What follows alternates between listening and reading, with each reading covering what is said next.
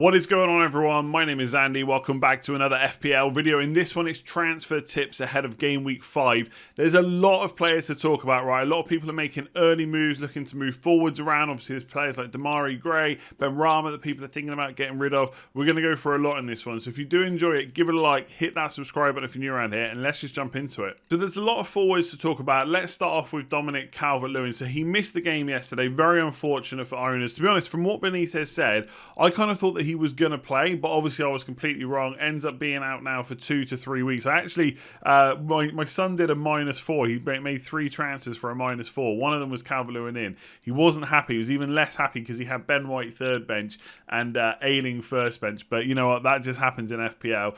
So yeah, unfortunately he's out for owners. I think he's a must sell because if he's going to be out for 2 to 3 weeks, then he's definitely going to miss Villa. He's probably going to miss Norwich as well. And therefore, if he does come back in 3 weeks, then that's Man United away. So it's not even that ideal. And then between game week 7 and 8, there's an international break anyway. So who knows what might happen there. And then it's West Ham at home. So the next good fixture you might be able to play Calvert-Lewin for is West Ham away, which isn't that bad, but Watford at home really in game week 9.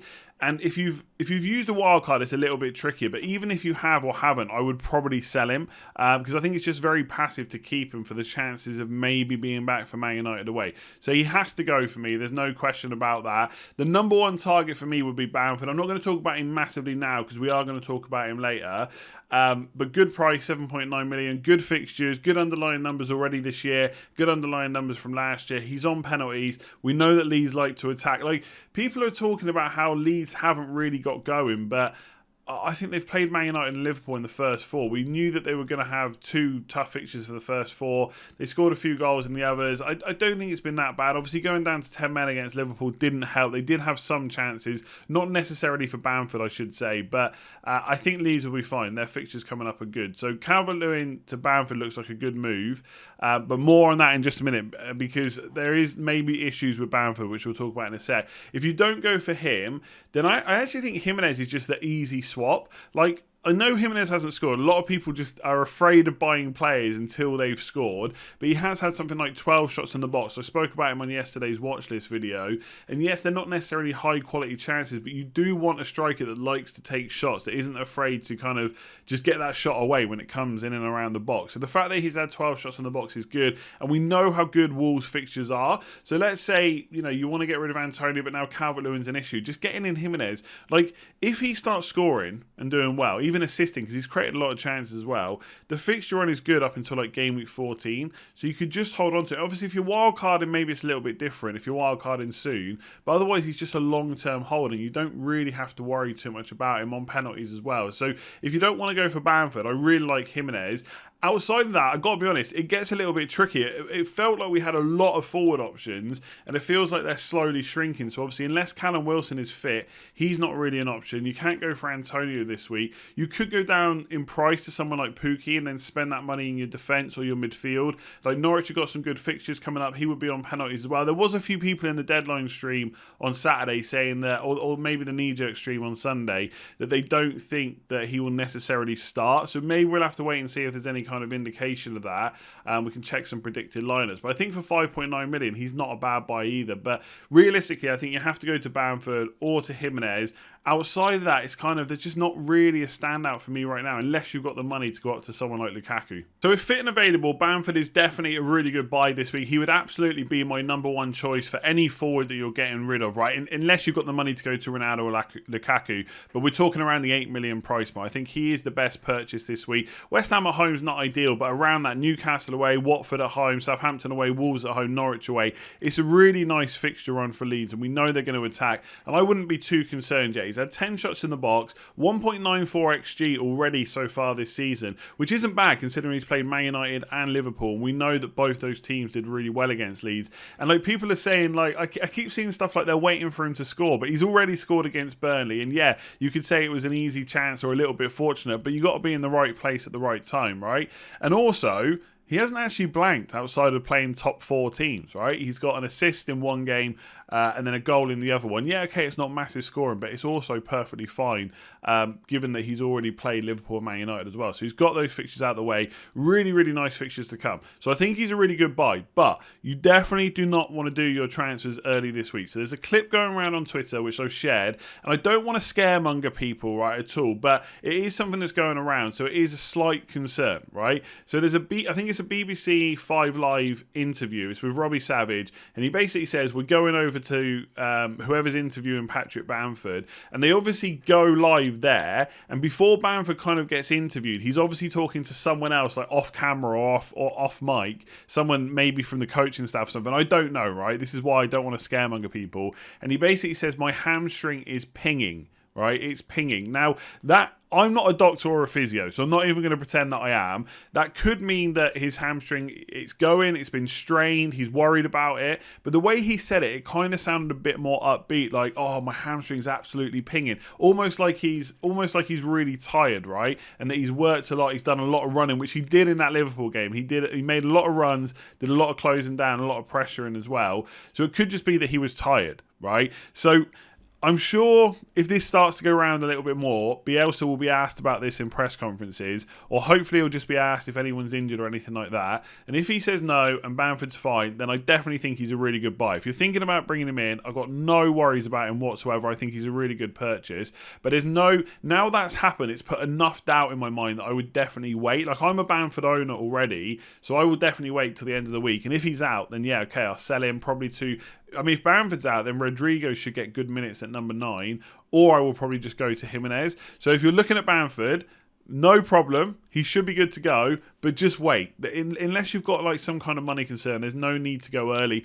If you're going to be priced out, you could go early and hope for the best, and then if it goes wrong, pop your wild card.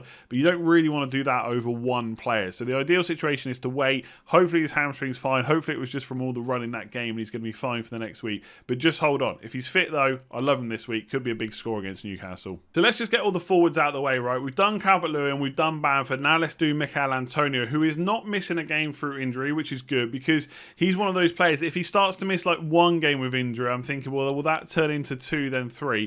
But he's only missing through suspension. That hasn't stopped 884,000 managers already transferring him out. And a lot of people are wondering whether they should just hold or sell. Now, I think the Calvert-Lewin injury has kind of stopped more people selling Antonio that probably would have, because they want to deal with that first and then hold on to Antonio. I'm looking at the fixtures here. So they've got Europa League. The fact that he's now missing the Man United Premier League game means he will probably play in that Europa League game. So we'll have to wait and see what happens there. If he gets injured, then it's a whole different conversation. But let's say he comes through unscathed. He's then going to miss the Man United game, and then West Ham play Man United in the EFL Cup before that Leeds game. Again, that's midweek. Now, he might get rested for that, so he may only have to play Europa League and then not play again till Leeds, which would be ideal, right? I think David Moyes is fully aware that he has to manage Antonio. The way I'm looking at it right now is, this is a striker who, 15 shots in the box over 4 games is really good, right? We're talking, like, when we think about Antonio's stats, we should be thinking about him as like an elite player. Like, he is like right up there with some of the best players in FPL and in the Premier League. 2.3 expected goals. This isn't a flash in the pan. He's done it over the last few seasons. We know he's good. But I wouldn't have been expecting a huge amount of points against Man United anyway. Like, if he had come away from that game with 2 points, that's fine. And then I would have held him for Leeds and Brentford. That would have been the plan, and I wouldn't have moaned about those 2 points. I wouldn't be telling myself that Leeds and Brentford are hard fixtures. I wouldn't be telling myself that he needs to be sold because he's playing Man United. So I'm trying to think about what I would have done had he not been suspended. So if I'm not expecting many points from the Man United game anyway, maybe I just play one of my bench players. So I've got Veltman playing Leicester at home. It's not ideal. Brighton could get a clean sheet, but I wouldn't really expect one. So if he's going to get 2 points, is that any worse than Antonio getting 2 points? And then I get him back for Leeds away, good fixture. Brentford at home, good fixture. And then if I wildcard game week 8, I can make the choice about whether to keep him or not. And if I don't, then Everton away, I don't really mind that fixture either. I don't mind Aston Villa away in game week 10. So I think the fixture run is actually not that bad. So right now I'm leaning to keep it. And I think it all depends on your squad setup. If you've got Calvert-Lewin, he has to be dealt with first. And I would probably keep Antonio for Leeds and Brentford. If you haven't, then you could make the switch to Jimenez, who's got 3 nice fixtures in a row, and then the nice fixtures continue as well. But I think nothing really in that price bracket compares to Antonio, and I think that's the problem. So you could, like, if you, depending on your setup, if you've only got 2 strikers or something, and you don't have Calvert-Lewin and you don't have Bamford, then I do think Antonio to Bamford, as long as Bamford is fit, is a good move, because the fixtures are really nice for Leeds, and he's also a very good player that has penalties as well, good underlying numbers. So I think Antonio to Bamford is a perfectly fine transfer, but right now, for most teams where I'm thinking about how they're set up, and especially those with Calvert-Lewin, I would probably keep him as long as you've got a playing defender or someone that you can bring on instead. I think it's fine. You get him back for Leeds and Brentford, 2 good defences to target. Happy days. The guy's the GOAT of FPL.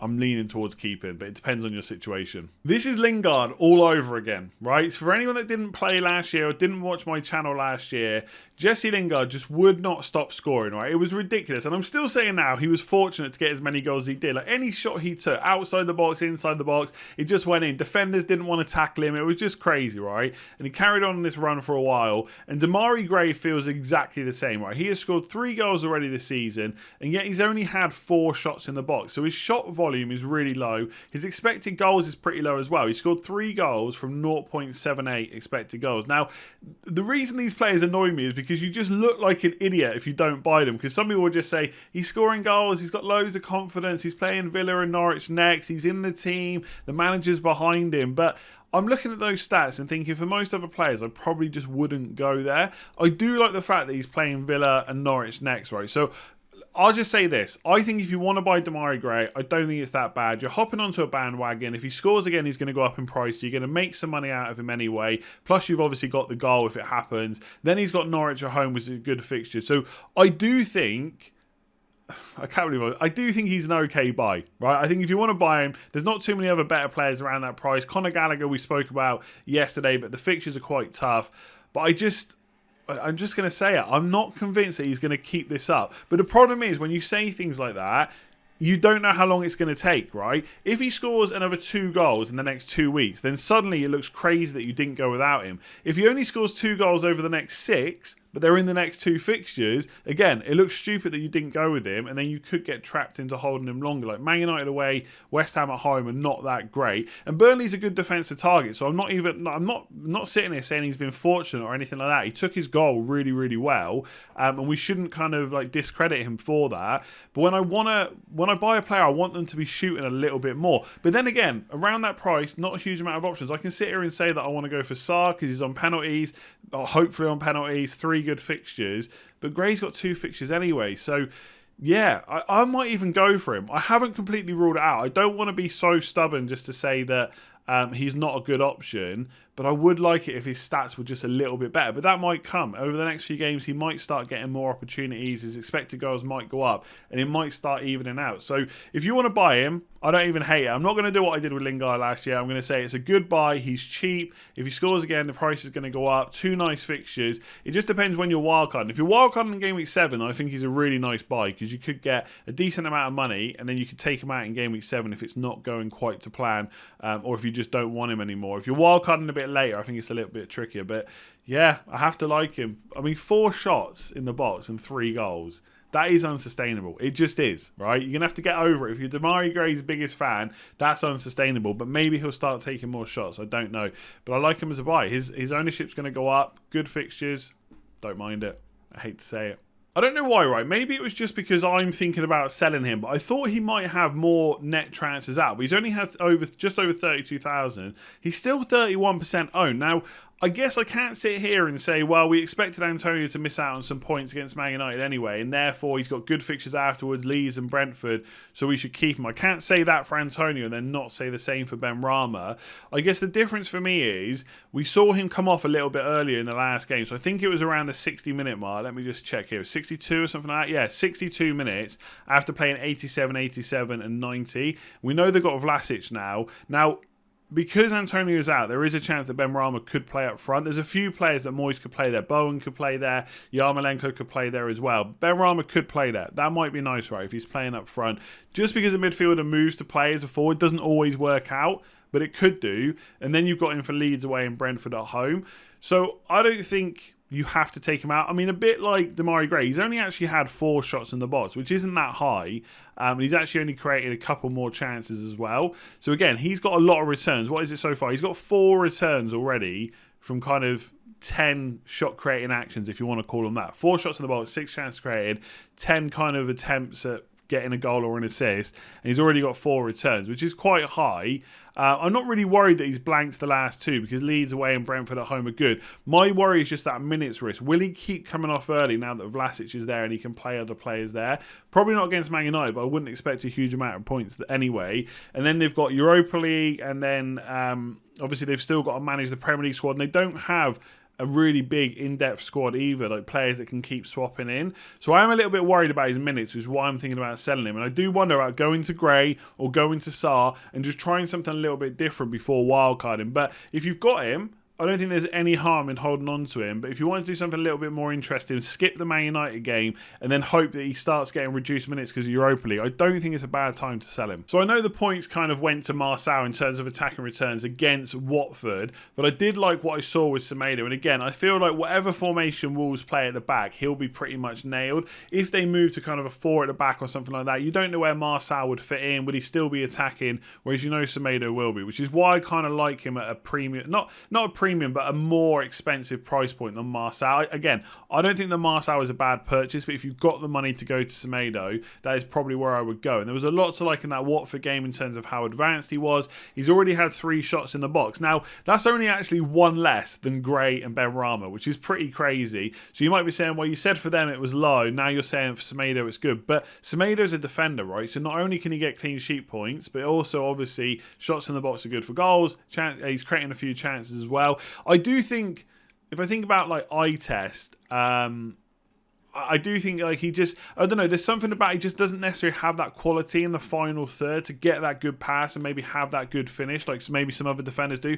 Doherty springs to mind as someone at Wolves, but I think if he's getting in those positions enough, you'd hope that eventually those attacking returns would come. And obviously when you look at the fixtures, you know there's probably a good chance of clean sheets as well. So he's only actually been transferred in by 13,000 managers. I think if he hadn't put one of those chances away, he'd probably be transferred in quite a bit more. So maybe people just aren't looking for a new defender right now. But if you've got someone you want to get rid of and you want a defender to get in around that kind of 5 million price point, I really do like him. I think there's an argument for Tierney as well, but Arsenal's next couple of fixtures, I think one of them includes Spurs. So I don't know if now is the time to bring him in. Burnley away looks good, but then it's Spurs, then Brighton, Palace, Villa. So I wouldn't be against anyone bringing in Tierney instead, but I really like the look of Semedo in that kind of, you know, very advanced position. And Brentford, Southampton, Newcastle, I mean, you could see 1 to 2 clean sheets over the next 3 and then hope for some attacking returns as well. So if you're looking for a new defender around a 5 million price point, Nelson Semedo, really like him. So let me know what you think of those players. What are you doing with Calvert-Lewin? What are you doing with Antonio? I'd say a lot of you are going to go with Bamford. I really do think that's a really good buy as long as he's fit, which we'll have to just wait and see. Wait till the press conference.